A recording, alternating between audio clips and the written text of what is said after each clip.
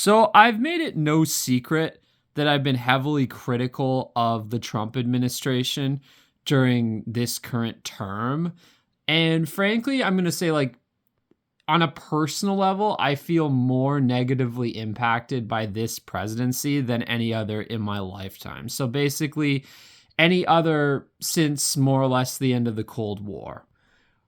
Um, I mean, it's impacted like my travel plans a lot because going to the United States is now a problem, but now also because of the Iran war and the resultant jet fuel crisis, flying overseas is also potentially dodgy. So really it's negatively impacted my life on a personal level in a lot of ways. But I want to look at basically what are the worst things the Trump administration has done overall during this current term and why actually they've gone above and beyond the things that the Republican Party, or especially the neocon wing of the Republican Party, regularly do.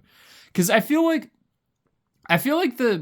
there are elements of the Republican elite that are basically using Trump to pursue agendas that they couldn't get away with anyone else. And that's because Trump has a certain level of fanatical popular support among his voters. Like, there's a certain contingent that would support Trump on anything. They would literally march through the gates of hell behind him if they needed to.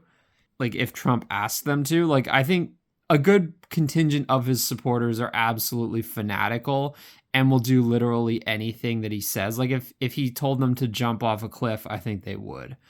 And there's very few other leaders in modern American history that have that level of charisma or power in controlling their devotees. Like, the only other one I can think of is maybe Obama, and that could be stretching it. I can't even think of the last president who really had this level of control over the population. Like, if you looked at other countries, you'd find other examples, but it would basically be like often like dictators or people like that, like cults of personality. And I think that's part of the issue with Trump, is that he's not a benevolent dictator. He's a cynical and at times malevolent one who's willing to do the bidding of all kinds of powerful people who have various nefarious agendas. And I think that the issue with that is that someone like that simply can't be trusted with a lot of power. I don't believe, as some people say, that he's just flying off at the whim.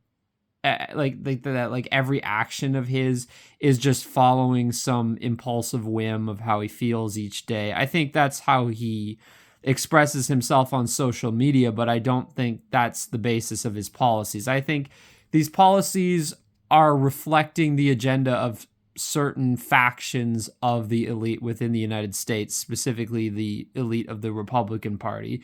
And I don't think Trump is just pulling these ideas out of his ass. I think it's that there are certain things that they've wanted to be implemented for a long time, and they felt that Trump was the only person who had a fanatical enough following that he'd be able to get away with doing these things. And it's because his supporters will back him no matter what.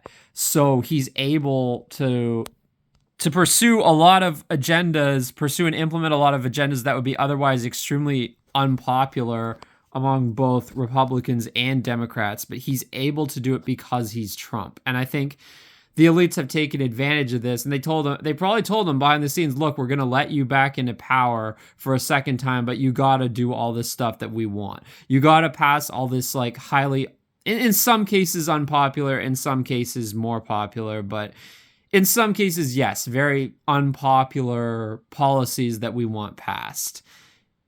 So I'm going to basically list what I think are the worst things the Trump administration has done so far and why. Firstly, the Iran war. I think this is the worst, and I think it's also the thing that would have been the most unpopular and that nobody else could have gotten away with. Like, I think there are certain factions of the U.S. elite that have wanted this war for a very long time.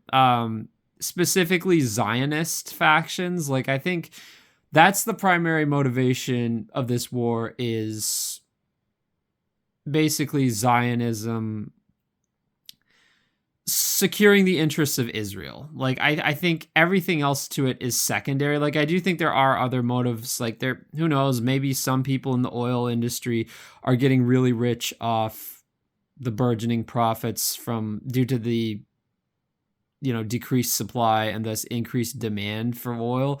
I'm not entirely sure, are they profiting or not off this? I haven't really looked into that aspect of it in much detail. But I think it's secondary, though. Like, I think by far the main agenda here is Zionism and basically the pro-Israel agenda, and everything else is ancillary to it. Like, it's essentially pro-Israel, pro-Zionist interests that are motivating this war. Like, this idea, Iran can never have a nuclear bomb, blah, blah, blah. It's all about Israel. It's all about protecting Israel. That is the bottom line here, protecting Israel and Israel's interests. That is why this war is being fought. It's not even a secret. Trump's administration has repeatedly said, if we didn't do this, Israel would have done it, and we're just doing it because they goaded us on to do it. Like, they basically openly admitted it, that they're fighting this war on behalf of Israel. Now, in terms of the death toll, like, we don't even really know the true death toll yet. Like, is it in the tens of thousands, hundreds of thousands? Like, we don't really know, because in terms of deaths of Iranian civilians and military population, like, it's frankly a bit difficult to tally this up because of the state of disarray that Iran is in right now. But, I mean, granted, yes, it's a fraction of many other wars, like, say, Iraq or Vietnam, but it's still bad in that sense. But moreover, I think the biggest consequence of this war is going to be the geopolitical fallout, and the economic fallout, which we're already seeing. Like, we're already seeing this with, like, disruptions to jet fuel supplies, gasoline. We're also seeing this with, like, just inflation in general that is being caused by this war. We're seeing it with just the breakdown of just the breakdown of normal conditions throughout the Middle East. Like, for a while they diverted all flights away from the Middle East. I don't know if they're still doing that. From even like the Gulf countries, and the Gulf countries, these previously relatively safe countries, were hit by Iranian missiles in this war. Now, again, these countries aren't innocent victims here because they've been very complicit with Israel in many ways. But nonetheless, it's still kind of jarring that countries that were previously considered relatively safe and peaceful were hit with Iranian missile attacks. And yeah, I mean, the death toll wasn't huge or anything, but people did die, and it was shocking, to say the least, that this would happen in these countries in this day and age. So, I mean, but honestly, I think the biggest thing is just that the disruptions to, normal life with jet fuel, oil, and all that. And granted, some people will say unintentionally, this could be good for the environment because less people are using these polluting fossil fuels. That's absolutely true. But again, I kind of think that the solution in the long run is to find cleaner alternatives rather than to just shut down all of society. And I kind of think I've debated this. This is one area where I kind of disagree with Kunstler, where it's in terms of surviving environmental crises, is the better approach to go big or to go small? I actually think the going big approach is better in many ways. I don't think that simply going back to a medieval standard of living is the desirable solution to all this. Not that we've gone back to a medieval standard of living yet, but I'm saying people who say, oh, this is a good thing. It's well, it could be in a way, but also not. Also, I think the bigger issue here is also, as I will get into, incidentally, yes, maybe this will have a positive environmental impact, but the bigger picture here is that the Trump administration has been extremely hostile toward environmentalism. So any gains made unintentionally by the fallout of the war will be probably negated by other policies that the Trump administration has pursued. But I'm getting ahead of myself there. I'm going to get to that later. Yeah, I mean, but frankly, yeah, I mean, Trump supporters, they deny climate change anyway, and they talk more about, oh, what about affecting, how all these green policies are going to negatively affect our quality of life. It's like, okay, what about how this Iran war has negatively affected our quality of life? Like, it's negatively affected it a lot more than any green policies I can think of. Like, these jet fuel shortages, these restrictions like canceling flights all over the place, increasing gas prices. This is a lot more than any attempts by the environmentalist movement. Like, this is a far greater restriction on people's mobility than anything that environmentalists have done or tried to do. I mean, at least anything so far. So, I mean, it's just kind of hypocritical. Like, they talk about, like, oh, the environmentalists, they want to stop you from traveling. They want to stop you from doing anything. It's like, yes, but Trump is already stopping this, and he's doing it far, far more so at a far worse level than environmentalists have done so far. It's not even close, in fact. So, I mean, again, like, it's just the flagrant levels of bullshit that I hear from Trump supporters, like simultaneously claiming that, like, oh, the eco-fascists want to take away your ability to travel, your right to free movement, but whereas Trump's war in Iran is literally doing this right now. Okay, the second thing I'm going to talk about. Okay, again, these fall into basically three categories, which is Zionism, American chauvinism, and libertarianism. So that was the first Zionism. The first thing associated with Zionism is the Iran war. The second thing I'm going to talk about is basically unconditional support of Israel, which, again, that has been par for the course for the United States, but Trump has gone above and beyond with that. Like, he really goes out of his way to express unconditional support for Israel. Not only that, but he's actually gone, like, further than, like, previous neocon administrations in restricting free speech regarding Israel and Palestine. Like, going after Palestine protesters both in the country and at the border that's actually been something that's gone way further under this administration than under previous neocon administrations. Like, neocon Dawn has gone way further than Bush or either of the Bushes ever did in this regard. People have been deported from the US just for criticizing Israel or denied entry. So much for the First Amendment, so much for free speech. So, like, there's that.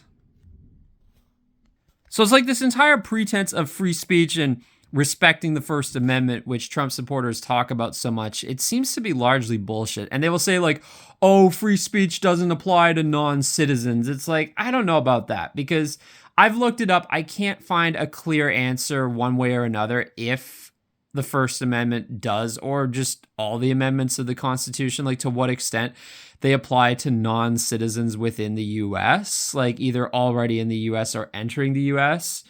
But I think it violates the principle of free speech. It's like, if you truly believe in free speech, then speech in and of itself shouldn't be a condition for entering the US. Like, by itself, it should not.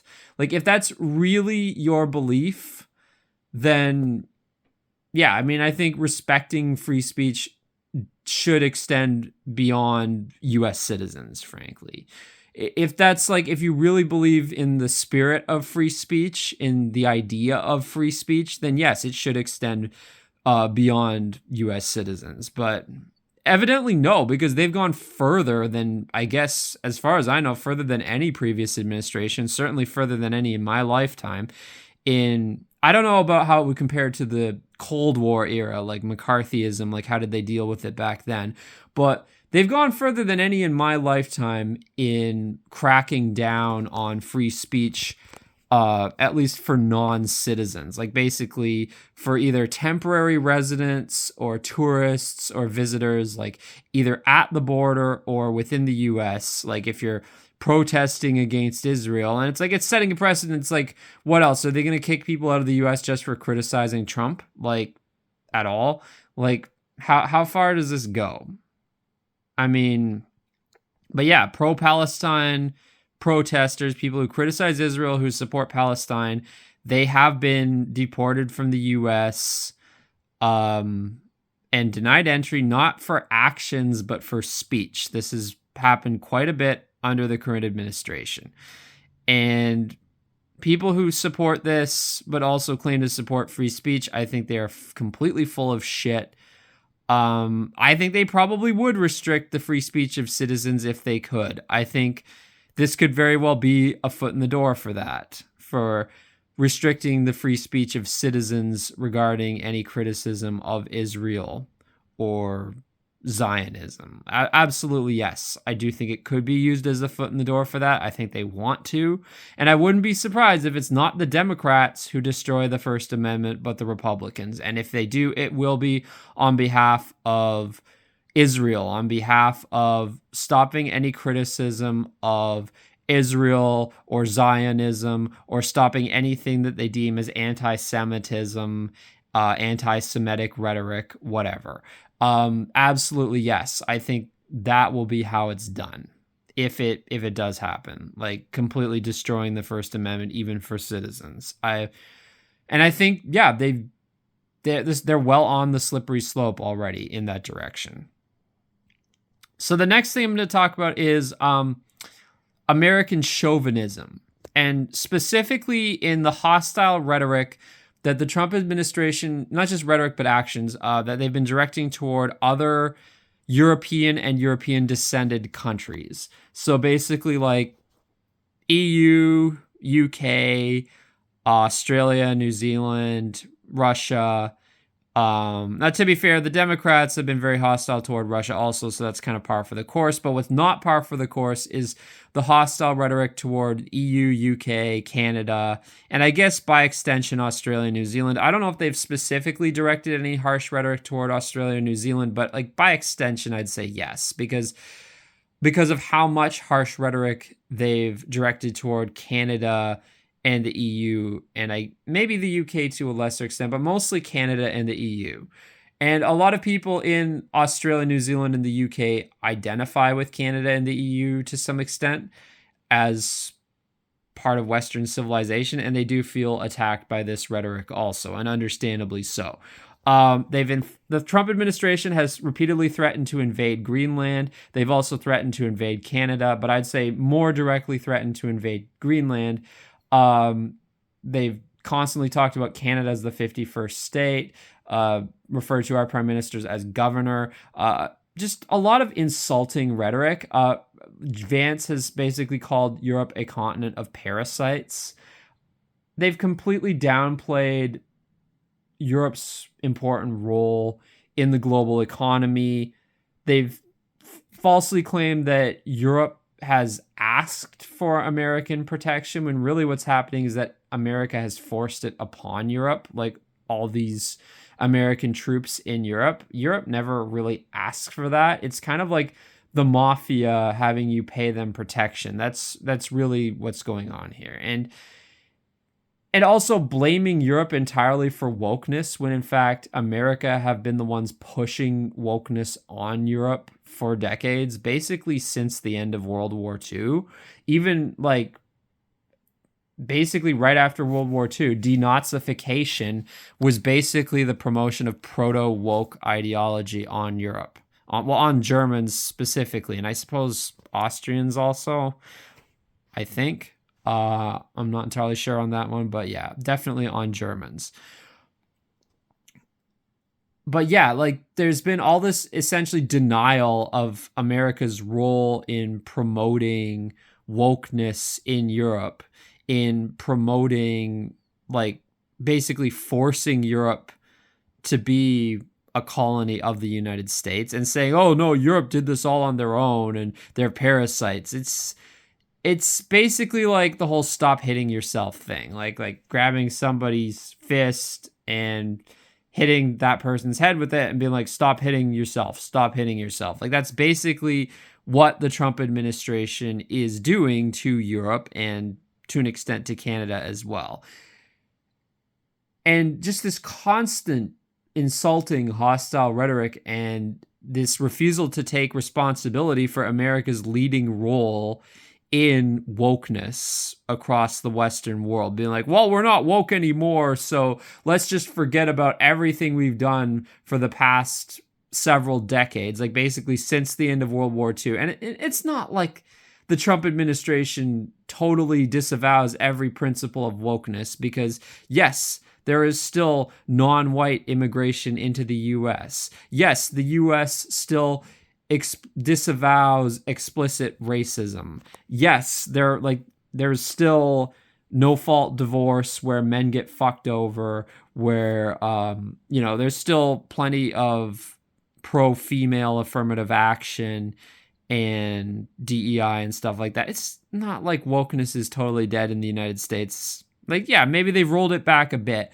but they can't just pretend like the entire last half, really way more than half a century, more like past 80 years, that didn't happen. Like, oh, we absolve ourselves of all blame for pushing liberalism and wokeness onto the rest of the Western world, and even to a lesser extent the non-Western world. Oh, we absolve ourselves of all blame for U.S. aid, for U.S. NGOs that have constantly pushed all this woke liberal stuff onto the entire planet. Oh, and it was your own fault all along. It was entirely Europe's fault, entirely Canada's fault, entirely the fault of Australia and New Zealand. Like, it's total bullshit. But this is the rhetoric coming out of the Trump administration and their supporters. Like, that's entirely the faults of everyone but the U.S. And not only that, but calling them, again, leeches and mooches, when many of these countries would be happy to disassociate themselves from U.S. military if they were allowed to. But the U.S. isn't allowing them to in the first place. The U.S. still imposes by law policies on Germany that limit their military buildup by law. It limits, it's like something like the Treaty to the Resettlement of Germany in like 1990 or something like that basically limits the amount of Germany's military buildup by law. So Germany couldn't build their military more, even if they wanted to, at least not significantly more.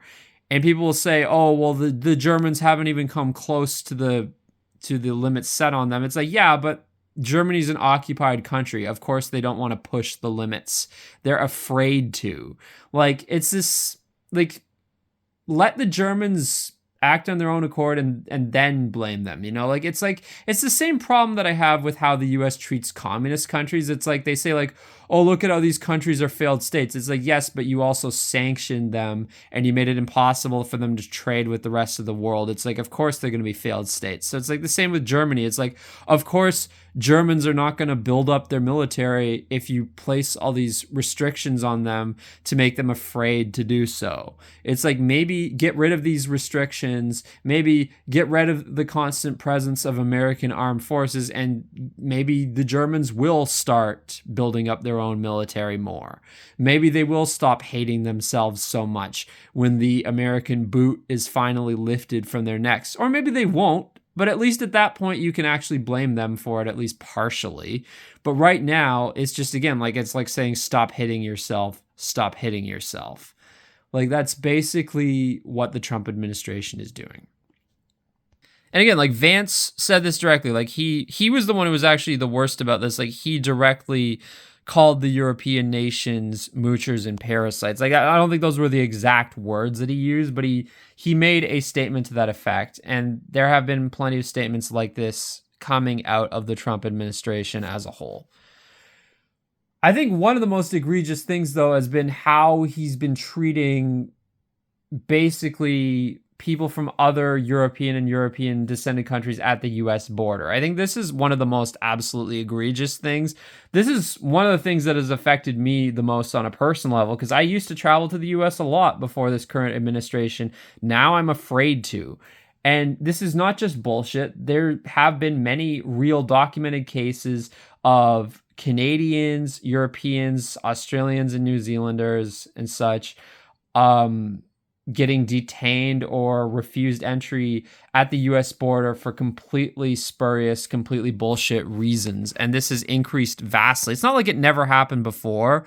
It has happened plenty before. It's been increasing in the last few years, even prior to this administration, but now it's increased exponentially.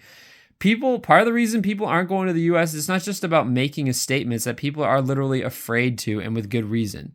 Like, people have been detained, they've been denied entry, they've been in some cases even like deported to a third country, which is just really weird, like to El Salvador or whatever. Some of them have been treated poorly. They've been put in harsh conditions. They've been imprisoned at the border for extended periods of time. It's like, no kidding, people don't want to go to the US when there's a significant risk of this happening to them. Or even if in some cases the risk might just be getting turned away. It's like, okay, but nobody wants to shell out a bunch of money, take vacation time off only to be turned away at the border. Okay?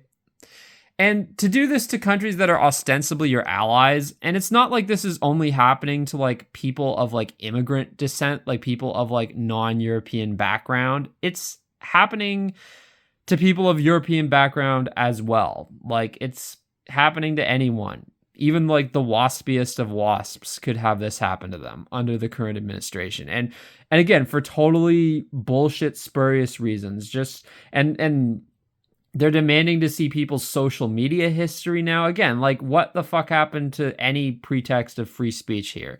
Like, this is way more totalitarian than anything that is commonly done by these allegedly Orwellian countries in Western Europe, like France or Germany or the UK or Sweden. Like, yeah, these countries can be Orwellian in some ways, but they're not doing this, not to this extent.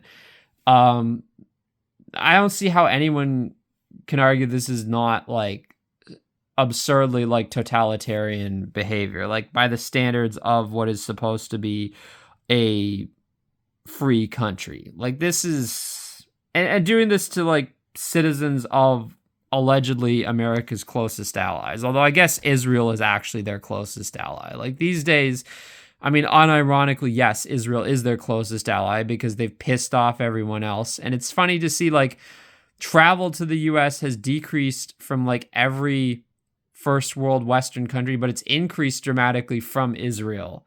It's like, yeah, because those are your friends now. Those are the people you've cozied up to. So those are the people who like you now. And frankly, they're probably the only people who don't have to fear anything at the US border because they're treated like gods. They're treated like kings. Like, as soon as they see the Israeli passport, as long as it's not like an Arabic name, they see your name and you're like, oh, welcome to America, my liege. We are eternally bound to serve you. Like, they probably kiss their feet. Like, the border guards probably kiss the feet of Israelis at the US border. Meanwhile, locking up everyone else or just refusing them entry based on completely flimsy bullshit pretenses. So yeah, like, basically shitting on every other Western country, every other European descended country, basically shitting on every other country in the world other than Israel. That's basically, yeah, up there for one of the worst things this administration has done.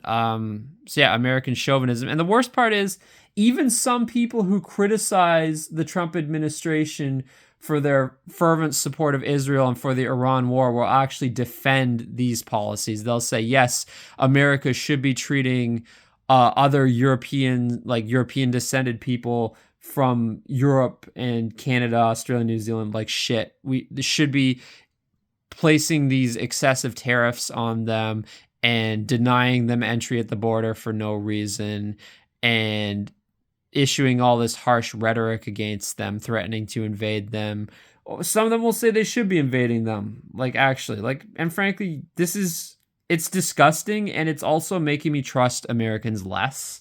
Like, I'm going to be honest, like, I'm not going to trust Americans for a long time after this, unless somebody is like very, very, very explicitly anti-Trump. I'm frankly, yes, I'm going to distrust Americans for a very long time after this. And like, again, like, what was the saying on Stormfront? White pride worldwide. What the fuck has happened to that? Where's this solidarity? Like, where is the solidarity between the Trump administration and other white countries? There's none. Not only is there a lack of solidarity, but there's just completely shitting on these countries. And in spite of like acting like they cared so much during the refugee crisis in Europe back in 2015, 2016. Now all of a sudden they're saying, oh, we don't give a shit about Europe. They can go fuck themselves. We hate Europe. We've always hated Europe. They live in high density housing. They don't live in McMansions like we do. They're different from us. We want nothing to do with them. Blah, blah, blah. Like all this harsh rhetoric against Europe and against, frankly, like anything that resembles Europe, and even hating like Canada, Australia, and New Zealand for not being sufficiently anti-European, for not hating Europe enough, for being in some ways too much like Europe. And I guess perhaps there's been some of this rhetoric directed internally toward like some of the blue states, like definitely like the Boswash corridor.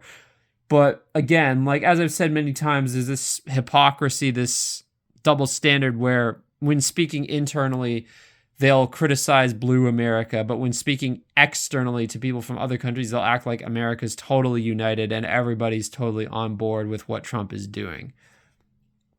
So yeah, and they'll also like take credit for stuff that blue states do, which I find kind of funny. Like internally, they'll hate these places, but externally, when talking to people from other countries, they'll brag about the accomplishments of blue states and take credit for these accomplishments and shove them in the face of other countries. Like, oh, look at all these great things that are done by Silicon Valley and Hollywood and Disney and all the big financial corporations in New York City. Oh, look at how we dominate the globe. It's like, what do you mean we? Because when talking internally, you hate these people. You hate blue America. But yet when talking externally to people from other countries, suddenly you love blue America and you take credit for all their achievements.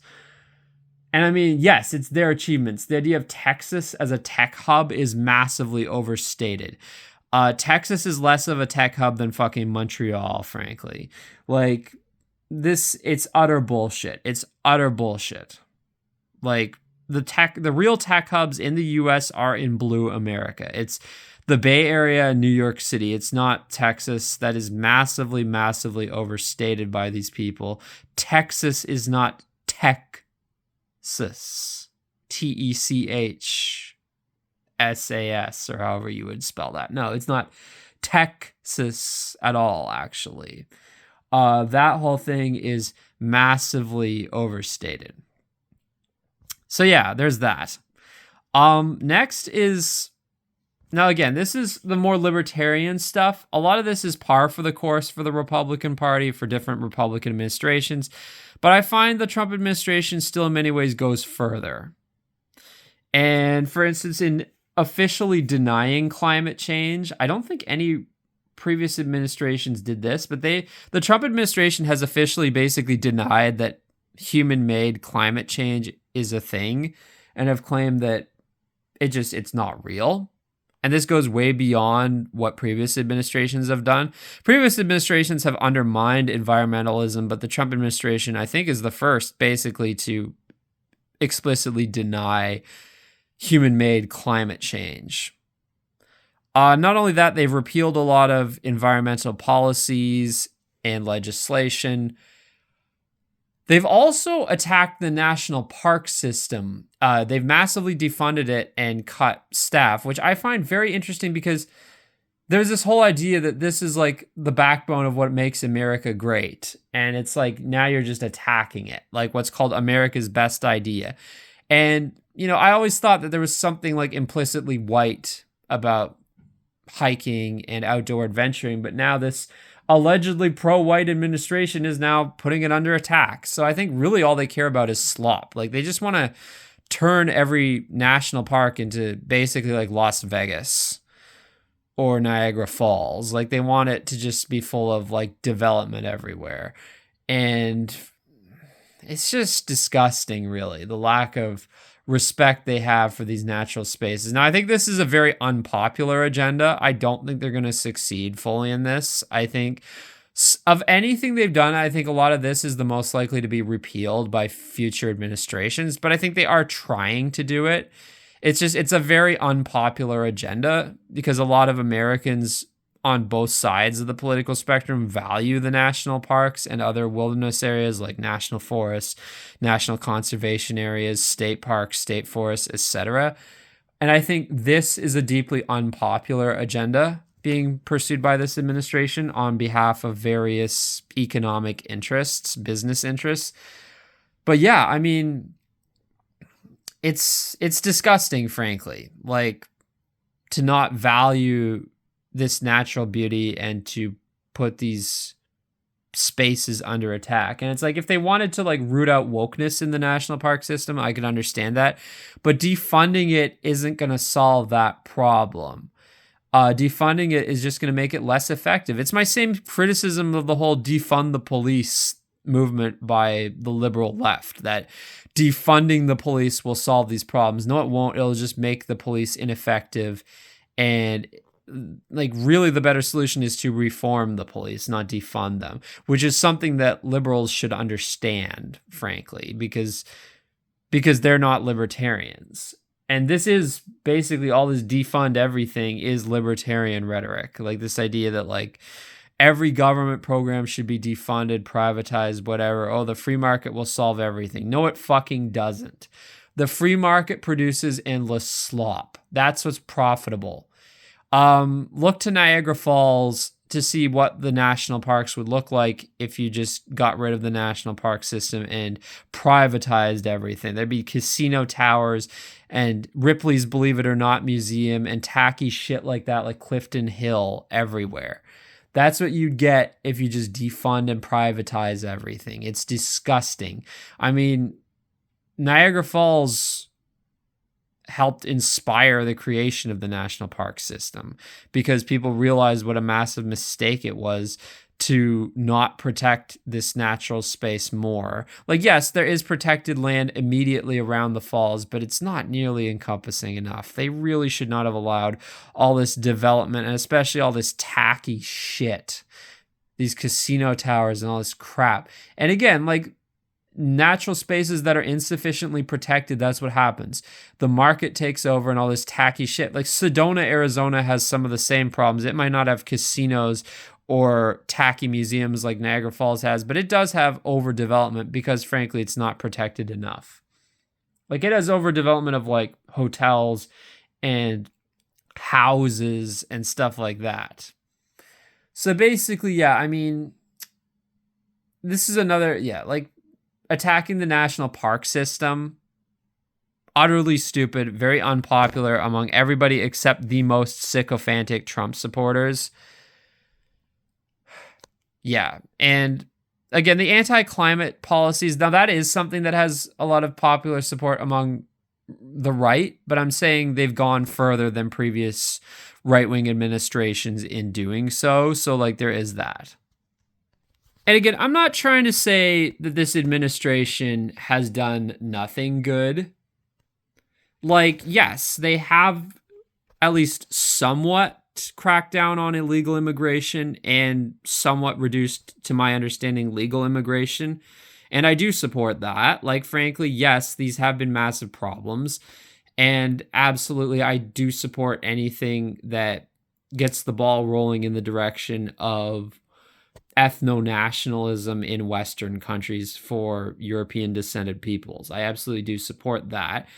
I do support attempts to purge society of overt like of wokeness and DEI when it comes to like identity politics, like anti-whiteness, anti-masculinity, anti-heterosexuality, anti-Christianity, like basically all these aspects of wokeness and DEI. Insofar as they've actually done this, a lot of it has been hot air and bullshit, but there have been some genuine attempts, not just attempts, but like there have been some instances of successfully reducing the proliferation of wokeness, DEI, both legal and illegal immigration. I won't deny that. But I just think that all this has just been overshadowed by the massive negatives of this administration. For every good thing they've done like 5 or 6 bad things. And again, some of these things I will say are par for the course for the Republican Party and the American right, but not all of them are. A lot of them have gone way above and beyond, like the Iran war, the curtailing of free speech in regards to the Israeli-Palestinian conflict, the hostility toward other white countries in terms of sanctions, rhetoric, in terms of the treatment of people from these countries at the border, at the U.S. border, and also this hostility toward like the national parks and wilderness areas, and the absolute definitive refutation of environmentalism, this hostility toward environmentalism, toward any kind of belief in climate change. All these things have gone way above and beyond. They've gone above and beyond anything the Bush administration. Well, I mean, okay, the Iran war doesn't go above and beyond the Iraq war, fair enough. But like in all these other things, yes, they've gone above and beyond the actions of the George W. Bush administration or the George H.W. Bush administration, or like, I guess those are the only other, come to think of it, the only other Republican administrations in my lifetime have been the Bush dynasty. But even like going back before that, I mean, he has gone far beyond the Bushes in those regards.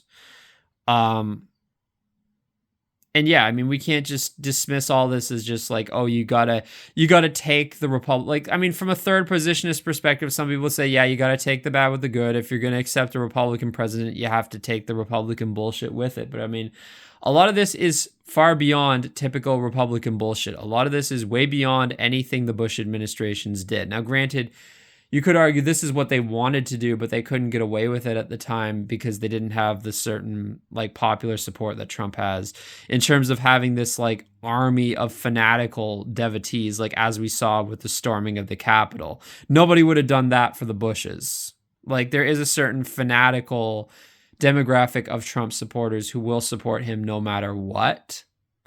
And I'll concede like there probably are plenty of elements in the Republican elite who wanted to do this all along. So you can't necessarily, like, Trump has been a vehicle for doing this, but I'm sure it doesn't all come from Trump. So it's like, can you give the previous Republican administrations credit for going less far? I don't know, because maybe they did want to do a lot of these things, but they couldn't do it at the time. It's hard to say. It's hard to say how much of this is the whims of Trump himself and of other like-minded people in his administration, like Trumpism, and how much of it is just the general Republican neocon elite doing what they wanted to do all along. I don't know. Like, how much is the outgrowth of Trumpism as an ideology? How much is just the existing Republican elite doing what they always wanted to do? It's hard to say.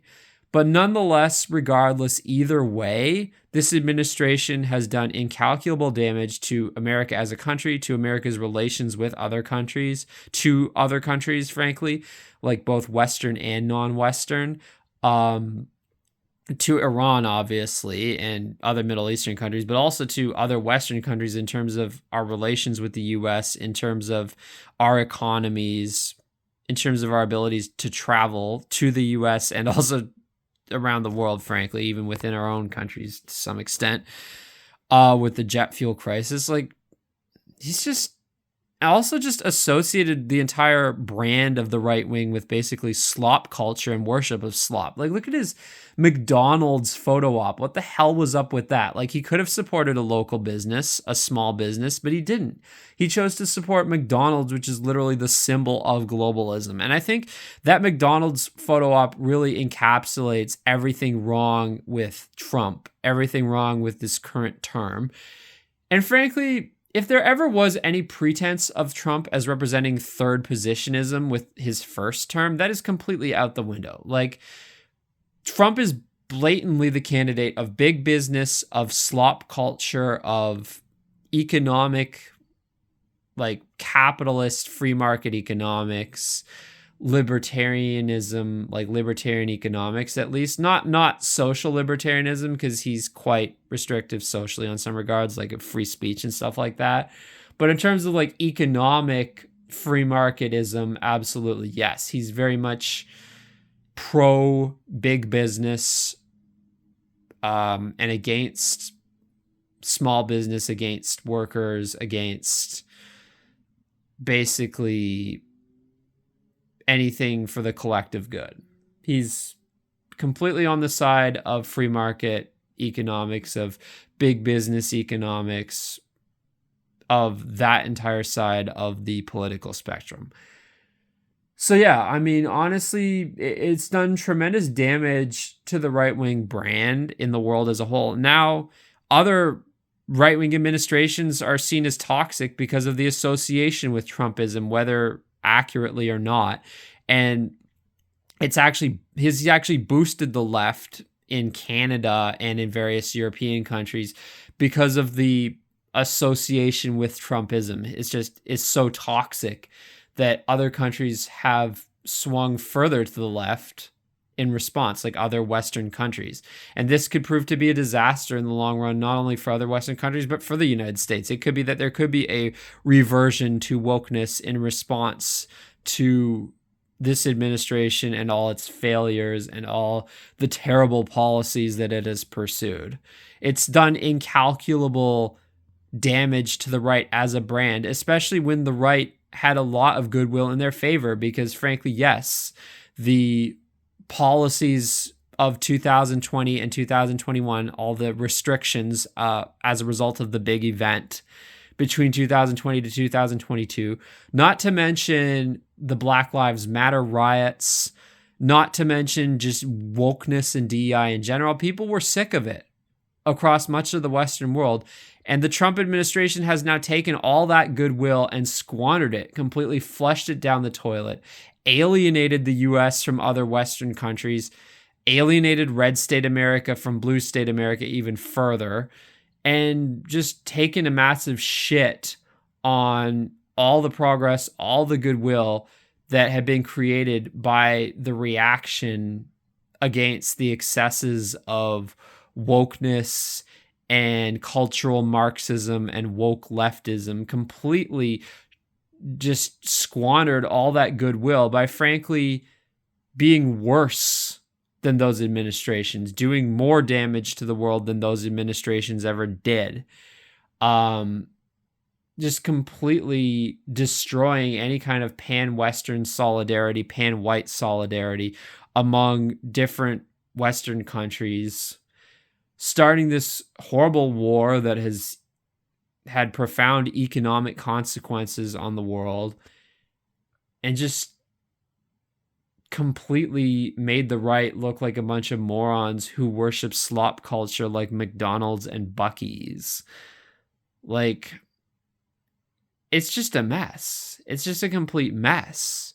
And people don't want anything to do with this administration. Anybody with any intelligence wants absolutely nothing to do with it. I myself am starting to question whether the term right wing is even a good label for what I am. I'm definitely not left wing.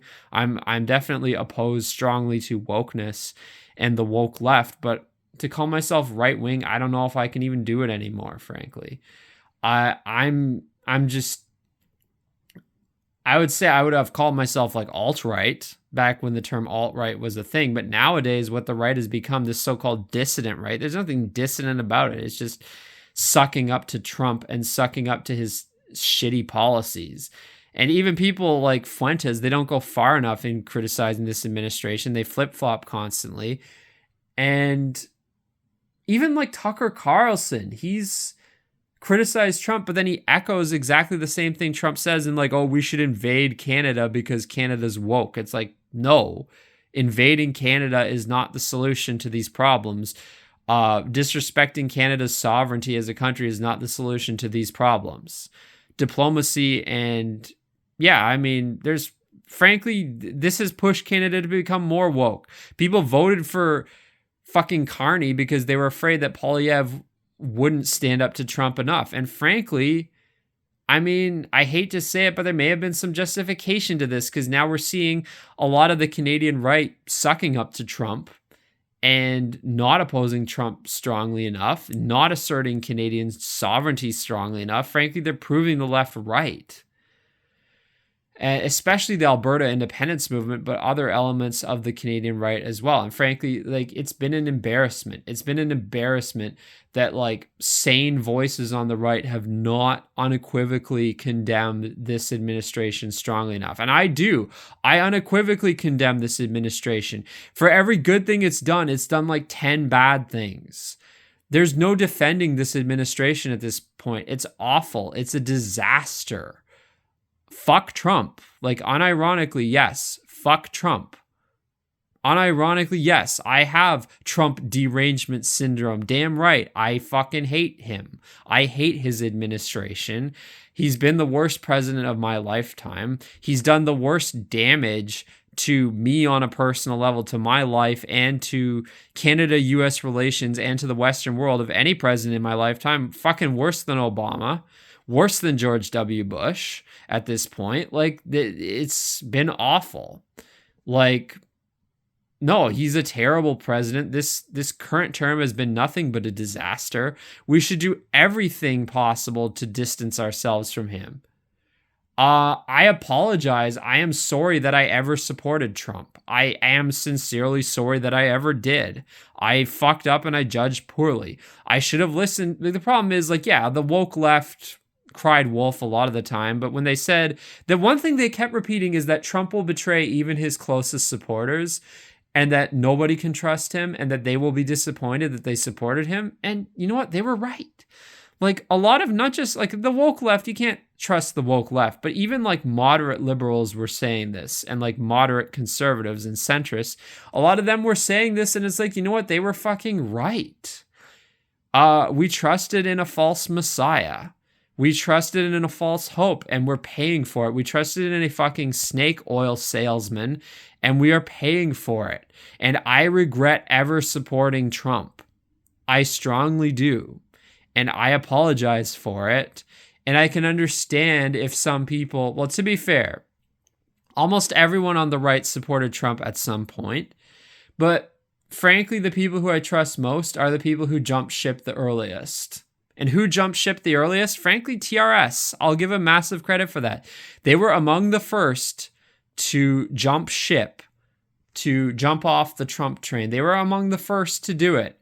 And I will give them, and they've been the most consistent with it. I will give them massive credit for that. I will give them extremely massive credit for that. And I will say, frankly, they, even though I don't agree with them on everything, I'll say they've been solid on this issue. They've been consistent on it. They've been some of the only voices on the right, if you even want to, I don't know if they would even call themselves right-wing anymore. I don't know what they call themselves these days, but frankly, they've been, like, TRS and Eric Stryker have been some of the only people who've been consistent about this. Frankly, more consistent than me. And I apologize. Like, honestly, I told people to vote for Trump in this most recent election, and I'm sorry that I did. I sincerely am sorry. This is not an accelerationism. No, we're not winning because of accelerationism. Winning is winning, losing is losing. We're losing more. It's making the world worse. It's damaging the right wing as a brand, as a movement. And this is an unequivocal disaster.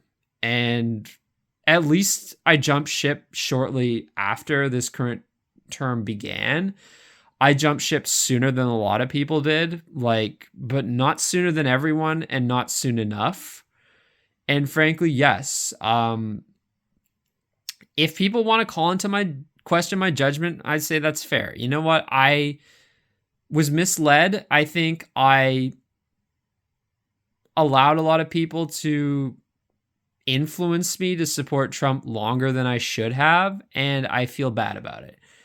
And frankly, at this point, I'm going to try to be stronger in not falling for the bullshit that is prevalent on the right. I'm going to be less afraid of being called woke, of being called a liberal, and I'm going to go with what my intuition, my gut, my instinct, and logic and reason tell me. And I'm going to be less, if people call me left wing, if they call me a liberal, if they call me woke, I know that I'm not these things, but if people want to call me them, fine.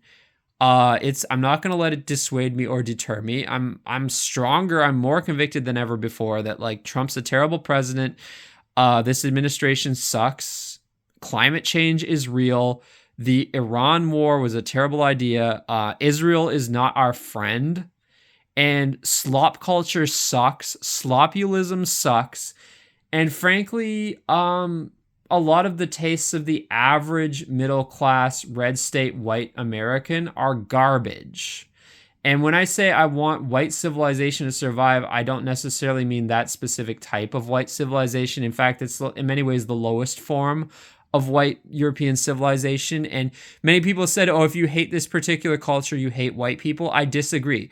There's 1.2 billion or 800 million or whatever, how many white people on the planet. There's a lot of different white cultures, plural, and they do fall under an overarching umbrella. But frankly, I prefer European culture. I prefer Canadian culture. I prefer blue state culture. I prefer Australian and New Zealand culture over whatever this abomination is of MAGA culture. It's the cultural dead end of Western civilization. They worship McDonald's and Buc-ee's and mega chains and crap. They worship fast food, mega SUVs, mega pickup trucks, McMansions. They worship the tackiest, shittiest aspects of Western civilization, and they're not my culture. They're not my people. I guess they're my people in the sense that like white people, European people as a whole are my people. But as far as white people go, they're maybe the most culturally dissimilar from me in many ways. Even though I speak the same language and I have a similar accent to many of them, still what they believe in, what they culturally prefer is diametrically opposed to what I do. I like local restaurants. I like historic architecture. I like walkable cities and towns. I like public transit. I like local businesses. I don't like all this car-centric, sprawled, mass-produced, corporate, big business slop that these people like. I don't like what they like. Their culture is not my culture. And yeah, I unequivocally say, you know what? Fuck this shit. Fuck MAGA. Fuck Trump. It's not me. It's not what I stand for. It's not what I am. And I'm sorry that I ever associated myself with it. So yeah, that's, I guess, what I got to say for now.